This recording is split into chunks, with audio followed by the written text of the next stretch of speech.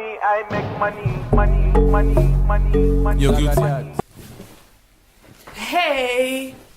Oh my god, Dios! Bon, first vlog ever. Non, en fait, non. Bah non. Je comprends pas. Non, j'ai déjà fait des vlogs, mais c'est juste que c'est la première fois que je fais un vlog explicatif. Explicatif, ouais. Putain, j'ai l'impression que je suis une tubeuse, oh my god. Non, je n'ai pas envie. Je stresse, plus tard. Bon, bref. Donc, vous imaginez même pas tout ce que j'ai dû faire pour faire tenir cette putain de caméra qui, j'espère, filme bien et j'espère que je suis dans le cadre. Attendez, je vais vérifier.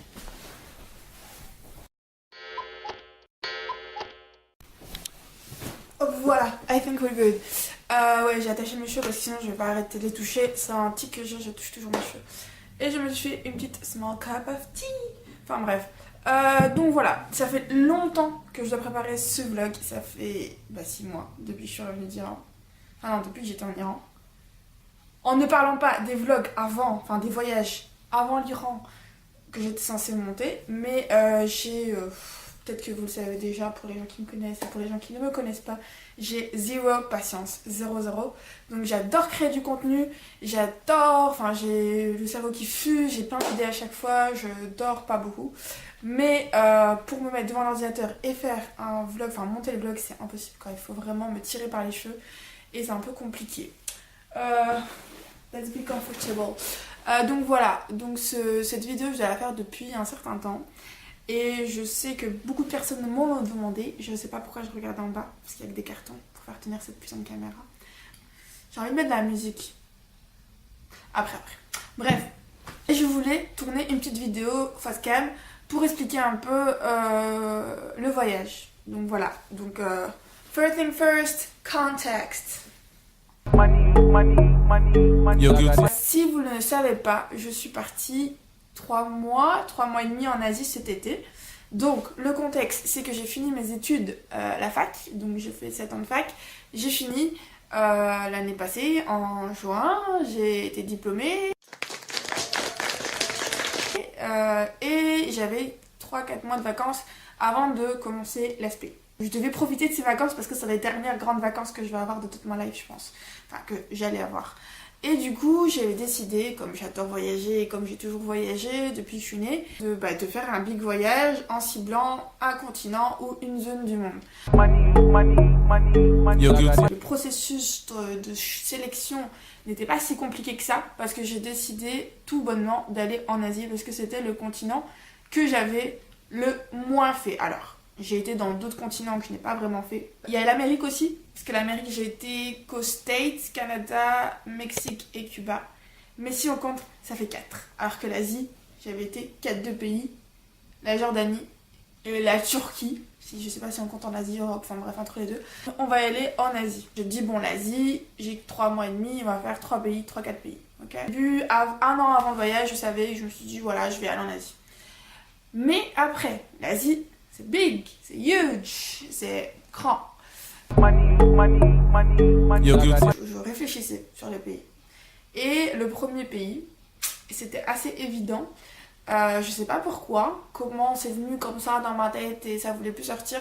Au niveau géographique, il fallait que je commence, si je voulais faire un truc assez logique, géographiquement parlant, par un pays qui est proche. Donc voilà, et je m'étais dit, bon, le Moyen-Orient, je sais pas trop, étant donné que je suis une fille toute seule et qu'on enlève une grosse partie, enfin un gros tiers des pays parce que c'est pas super safe, je m'étais dit non, voilà, pas le Moyen-Orient. Mais pas très long, et je sais même pas si ça compte comme Moyen-Orient, en vrai, je pense pas.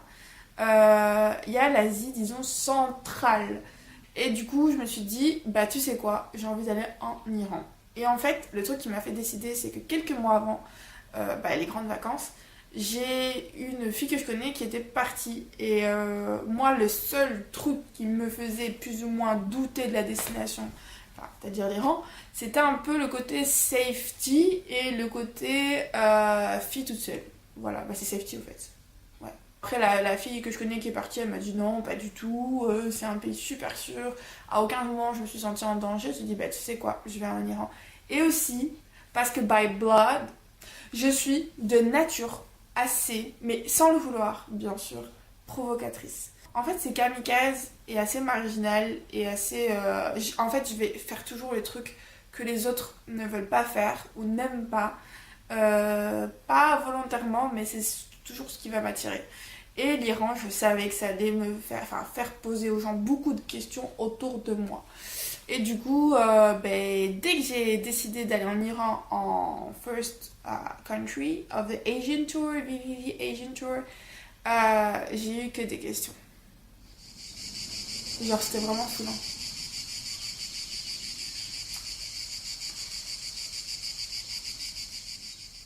Ouais, j'entendais que des... Pourquoi tu vas là-bas? Oh, mais c'est pas dangereux. Mais t'es une fille, tu sais que tu dois mettre un foulard. Ouais, et... Enfin, genre vraiment, c'était la dernière chose à laquelle je pensais quand j'avais décidé de... Enfin, quand j'ai décidé d'aller en Iran. C'était le foulard. Bah ouais, parce que... Bon, le gap n'est pas énorme pour moi, étant donné que je suis musulmane et que j'ai grandi avec ma mère et mes tantes et beaucoup de gens autour de moi qui mettent le foulard. Donc c'est pas un truc qui va me choquer, c'est un truc que je respecte, même si moi je ne le mets pas. Et donc le mettre, bah, j'en ai déjà mis rien que pour prier par exemple. Après le truc c'est que le mettre H24, enfin tous les moments où on est dehors, c'était un niveau au-dessus. Mais en soi ça me dérangeait pas. Alors je ne suis pas d'accord avec le fait qu'on oblige les gens à mettre le foulard. Et ça, j'ai eu des questions aussi là-dessus. Les gens me posaient la question, mais comment ça se fait? T'as tes principes, t'as en quoi tu crois, et comment ça se fait que tu vas aller dépenser ton argent et tu veux aller dans un pays qui n'est pas en accord avec tes principes. J'entends, je comprends, je respecte. Et à un moment donné de ma vie, j'étais même dans ce mood-là. Et j'aurais même posé peut-être la même question aux gens, mais je pense que une des meilleures manières d'aller dans un endroit, c'est d'aller par nous-mêmes et voir avec nos propres yeux. Il y a le gouvernement iranien qu'on peut critiquer et on peut dire ce qu'on veut de ça, on peut penser ce qu'on veut du gouvernement et de ses lois, et on a les gens qui acceptent ou pas ces lois et qui agissent en conséquence, mais ils ne sont pas responsables de l'image qu'on a du pays. Et oui, pas du tout. Voilà, si vous allez en Iran, vous allez voir que pas du tout. Pourquoi j'ai fait cette voix? Il faut aller de vos propres yeux, bouger, prenez votre cerveau dans votre main et allez le confronter à tous vos préjugés, à tous vos idées reçues sur les pays. Voyagez, voyagez, voyagez, voyagez. Lavez-vous, avant ce voyage, lavez-vous de tous vos idées reçues. Et même vraiment, lavez-vous de tous les petits trucs que vous pouvez penser dans votre tête et que vous avez entendu des on-dit. Lavez-vous de tout ça et allez nu, neutre et recevez. Recevez que de l'information et après vous allez juger par vous-même. Et si vous faites ça, je vous jure que vous allez kiffer votre race en Iran. Vous allez adorer les gens. Les gens sont géniaux. C'est les gens les plus bienveillants et accueillants que je pense que j'ai connu, enfin que j'ai vu de ma life. Alors ils sont super accueillants, comme les Marocains. Alors ça j'avais jamais vu déjà, au bout de 30 pays, j'avais jamais vu des gens aussi accueillants que les Mar, les BRPZ, Treri, Rojola. Bon j'arrête. Bref, j'avais jamais vu, mais les Marocains, leur problème c'est que parfois tu ne peux pas faire confiance aux Marocains parce qu'ils peuvent vouloir autre chose derrière. Le big problème, c'est quand j'ai l'impression que la personne n'est pas en soi accueillante et ne veut pas juste donner et en fait elle s'attend à recevoir. Ce que je peux comprendre, on est dans un pays du tiers-monde, un pays en voie de développement, ils voient une Européenne arriver avec du cash, des euros, ATM ambulant comme on dit. Ils veulent un peu mélanger leur accueil, leur côté chaleureux et prêt à recevoir des gens. Et en même temps, ils se disent, bah, si je peux avoir un peu d'argent, why not? Ça, je peux comprendre. Mais je n'aime pas. Moi, personnellement, j'aimerais bien travailler là-dessus. Mais ça me refroidit de ouf, mais vraiment de ouf. Et je peux me fermer, je peux même quitter la famille, quoi, si c'est comme ça. Si je vois qu'ils attendent quelque chose au retour. Et j'adore, mais vraiment, les moments purs, 100% purs, où tout ce qu'ils veulent, c'est donner. Et là, je donnerai, même moi, de moi-même, je vais vouloir donner. Si je vois ça, je vais vouloir donner, ne serait-ce que si j'habite chez quelqu'un faire les courses ou acheter des cadeaux à la fin, ou n'importe. Mais quand je sais que c'est pas fait de manière honnête dès le début, ça me freeze, voilà. Et donc, pourquoi j'ai dit ça en fait? J'ai oublié. Ah oui, donc au Maroc, c'est ça qui me dérange parfois. C'est que, voilà, t'as toujours l'impression qu'ils veulent te soutirer un peu de l'argent, même s'ils sont gentils avec toi au début. Et là, en Iran, mais rien à voir. Mais vraiment, nada que ver. Je suis partie, j'ai fait que du couchsurfing pendant un mois. Ça, c'était la première fois que j'allais dans un endroit, un pays, et je faisais que du couchsurfing. C'est assez compliqué de trouver des logements sur internet. Airbnb, ça fonctionne pas. Mon pote, Airbnb, c'est mon pote, et ça ne fonctionne pas en Iran. Enfin, il n'y a pas de logement proposé. Booking, pareil. Et puis, il y a des hostels, ça, mais il faut aller sur place ou réserver sur des sites un peu bizarres sur internet. Et du coup, je me suis dit, mais tu sais quoi, je vais faire couchsurfing parce que ma pote m'avait dit que c'était pas un souci de faire du couchsurfing là-bas, même si on était qu'une fille, parce que généralement, on était hébergés que chez des familles. Il y a pas, les jeunes ne vivent pas tout seuls. Donc, je me suis dit, je vais faire couchsurfing. Et ben, j'ai fait couchsurfing pendant un mois. Voilà, Bill Lake, c'était le meilleur truc de ma life. J'ai kiffé, mais vraiment, j'ai kiffé. C'est chez des familles H24 tous les soirs. Mais on fait pas, bien sûr, couchsurfing que pour l'argent. On fait pour les rencontres. On fait surtout pour les rencontres. Et même, parce qu'au final, j'aurais donné un peu d'argent à la fin ou des cadeaux, comme je vous ai dit. Mais même si ça m'avait coûté de l'argent, franchement, j'aurais trop kiffé. Parce que la manière dont j'ai traversé l'Iran, j'ai visité, je n'aurais jamais pu la faire si j'étais toute seule et je dormais dans des hostels. Franchement, avoir des locaux sur place qui deviennent tes potes, avoir une famille sur place qui devient ta famille iranienne, c'est incomparable. Franchement, on peut pas. Donc voilà, en gros, voilà pourquoi j'ai choisi l'Iran. Premièrement, parce que je voulais un pays en Asie, pas trop loin pour commencer.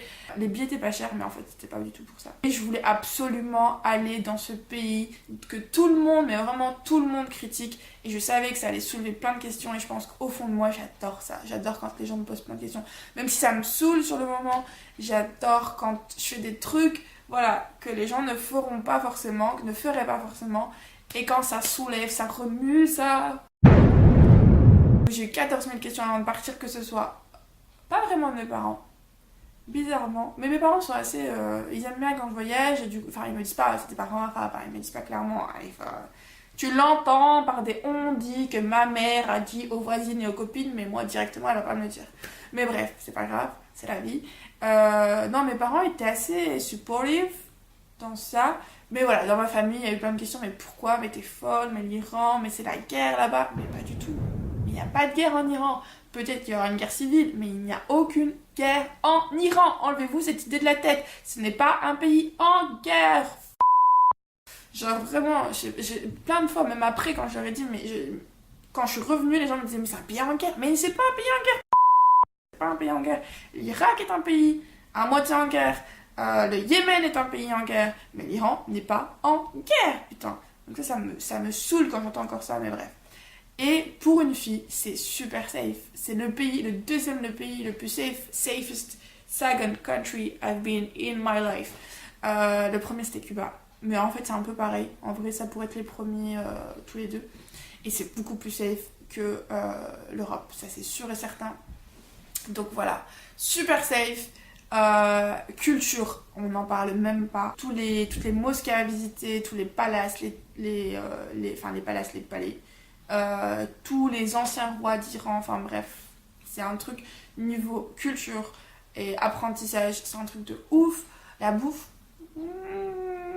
bon, disons que je suis pas fan du riz du tout. Genre, je mange du riz en Europe max une fois par mois, mais vraiment. Et en fait, j'allais en Asie et j'avais oublié que j'allais bouffer du riz H24 en Asie matin, midi et soir. Et c'est ce qui s'est passé. Déjà que l'Iran, c'est pas très varié. Enfin, si je dis ça des Iraniens, ils vont me tuer. Mais la bouffe n'est pas très très variée pour une végétarienne. Alors j'imagine que quand on mange la viande, c'est mieux.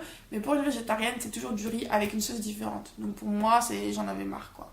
Le problème, c'est que c'était le premier pays de 3 longs mois de périple asiatique. Donc autant vous dire que je n'ai pas trop kiffé la nourriture pendant ce Asian Tour. Mais bon, c'est pas grave. Heureusement, je suis pas mon père. Je ne note pas, je n'évalue pas un pays par rapport à sa nourriture. Donc c'est pas très grave, j'ai quand même mangé. Ce qui compte, j'allais dire. Mais voilà, donc la nourriture, c'était pas trop ça, quoi. Et c'est le pays où j'ai dépensé le moins. Et c'est sûrement parce que je payais pas les soirs. Je payais pas le logement. Mais j'ai claqué rien, je claquais quoi, 5 $ par jour. Et encore, quoi. Encore. Mais voilà, allez en Iran, vous allez tout voir dans le vlog. Et c'était super long ce que j'ai fait. Déjà, le vlog, je l'ai même pas fini. Et je sais pas en combien de parties je vais le faire parce que je voulais le faire un par ville. Je l'ai pas encore fini. Donc ça, c'est un problème. J'ai envie de le poster demain. Deuxième problème. Troisième, je sais pas combien de vlogs je vais faire. Alors, j'ai voulu faire le moins possible, mais je veux pas les faire longs. Parce que je sais que les vlogs longs, les gens ne les regardent pas. Les regardent que si tu t'appelles Negin Milsaleri. Si tu es moi, c'est-à-dire nothing, les gens ne vont pas les regarder. Donc je vais faire des vlogs courts. Je vais les faire un par ville. Donc les grosses villes où j'ai été, Shiraz, Isfahan, Tabriz, Téhéran et Ramsar. Le truc, c'est que je suis en train de faire juste celui de Shiraz. Il est beaucoup trop long, donc je pense que je vais aussi le diviser en parties. Et je vais en sortir un tous les week-ends. Du coup, faire ça séparément parce que déjà là, j'ai trop parlé. Déjà vous m'avez perdu, donc je peux pas faire un vlog de 50 minutes où j'enchaîne sur les images. Donc Shiraz. Donc voilà. Au revoir, cheers. You're guilty. C'est nul. Franchement, je sais pas. Je vous dis, en fait, j'ai mis ce pull juste parce que j'étais en pige et que le pige, je pense que vous l'avez déjà vu dans une vidéo, je voulais pas abuser, tu vois. Je sais même pas comment je vais faire ma vidéo là, ça me saoule. Ça me saoule, j'ai zéro motivation. Pourquoi une petite réflexion comme ça? Pourquoi, genre, les youtubeuses, elles ont toujours l'air d'être flawless sur leurs vidéos et moi, je suis comme ça, genre. Je vais aller par là, je vais faire, tu vois, la vidéo face cam où j'explique le truc, tu vois, la vidéo. Où j'explique le. En fait, je fais des vidéos pour expliquer les vidéos. Ah, j'en peux plus de moi! Ah, ça me saoule. Mais tout me saoule. Asthénie sociale. Je voulais pas maquiller. Parce que je me suis dit non et tout, je suis super face positivity.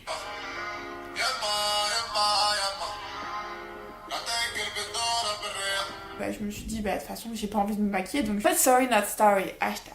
Je sais vraiment rien faire sans musique. Je connais pas les paroles. Non, je connais pas les paroles, il faut que je les vois écrites, sinon je pourrais pas. Pourquoi j'ai dit ça? I cannot do this shit, I think. Genre j'ai envie d'arriver à reach le level là, d'être super riche, juste pour une chose, pour payer quelqu'un pour me faire des vlogs. You're guilty. Va-t'en, dis-moi.